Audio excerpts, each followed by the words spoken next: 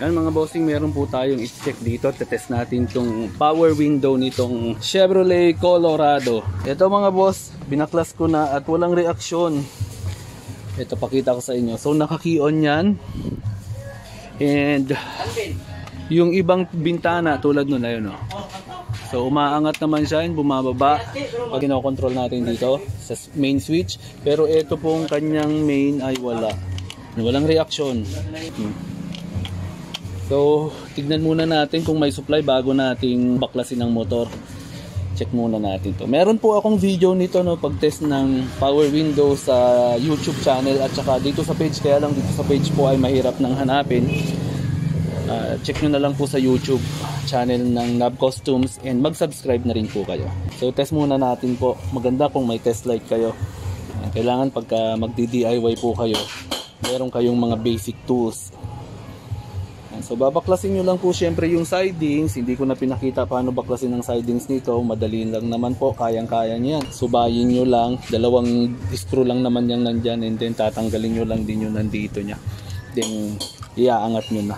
Pero syempre pag magbabaklas kayo ng mga ganito, kailangan nyo mag-ingat dahil po baka may maputol, mabali, may masira. Baka magsisi kayo kaka-DIY. So lagay lang po natin to sa hanap tayo ng magandang ground. Ayan, dito.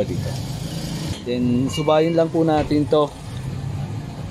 Kahit hindi nyo po alam kung saan dyan, tulad ko hindi ko naman po alam kung saan ang supply niya dito. Pero pagka ginalaw po natin tong up and down, kailangan po may lalabas dyan. So isa-isahin na lang po natin. So tignan natin dito kung may lalabas mga boss.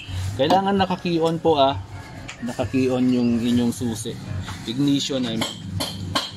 Ang tanong, so meron supply na, ano ko po siya pababa, ayan, may supply siya. So ibig sabihin, may dapat gagana yan pag nakakabit.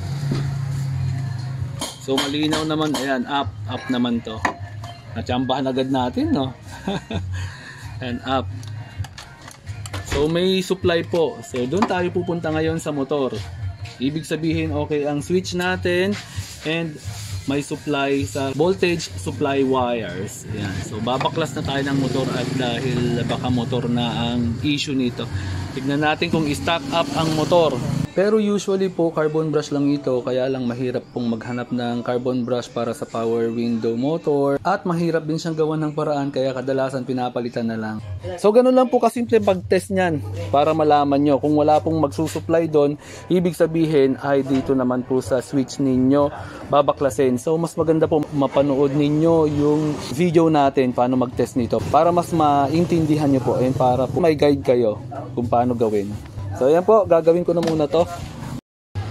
Ito mga bossing, so ang sira po niyan na nahanap natin ay yung kanyang motor. Actually hindi sira ang motor, ang ginawa ko po ay chinek ko, binuksan ko. Hindi ko na po video yung pagbaklas natin, pasensya na po kayo. Pero halos pareho naman po siya sa lahat ng mga sasakyan.